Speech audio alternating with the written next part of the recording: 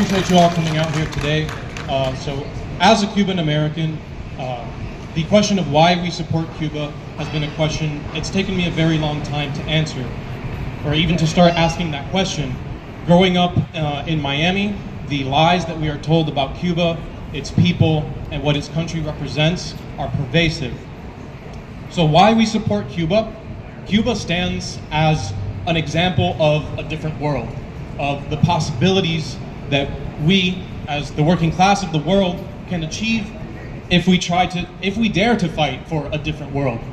For 70 years, Cuba has shown an example of what it means to put workers in power and build a society that benefits everyone in terms of healthcare, education, and the sustainable economy that they've been able to build over the past 70 years.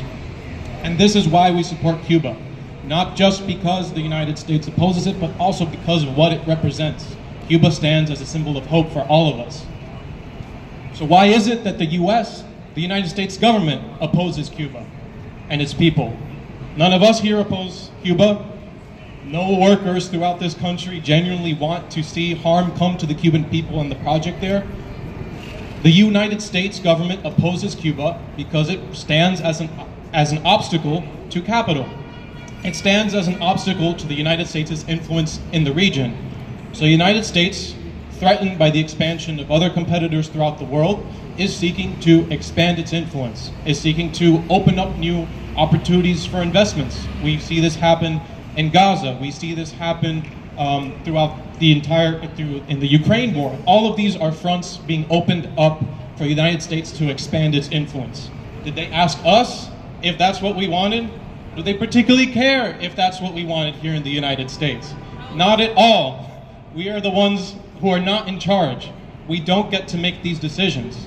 The decisions are being made by people who want to make more money. It is being made by both Democrats and Republicans who have maintained this stranglehold on Cuba and its people for 7 decades.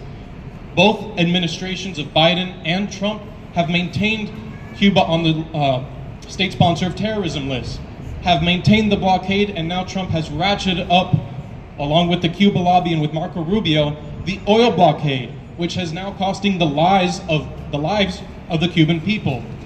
We are not just talking about suffering in terms of not being able to build hotels or expand meaningless things, but we're talking about access to electricity in hospitals. The rolling blackouts in Cuba as a result of the oil blockade have cost lives in just the past months. Lives of the Cuban people who have every bit in common with us as working people. So what is our role in the struggle? It's easy to see, or easy to think of, the power that Trump and his government has and feel hopeless or feel like we can't do anything. And yet, here we are today. Here we are putting together a whole lot of organizations and the potential for our understanding of the problem and then the ability to take it forward. We can organize for ending the blockade. We can pull together our power, especially as workers, to be able to put pressure on the capitalists who are pushing for these policies to terrorize the Cuban people with our money. So, where we need to start is by recognizing the problems, recognizing that our unity lies in our stance as the working class, in our position in relation to the government, and by recognizing that our fight stands alongside with the people of Cuba and the workers throughout the world. So I want to end by a call. When I say hasta la victoria siempre, say venceremos. Hasta la victoria siempre. Venceremos. Thank you.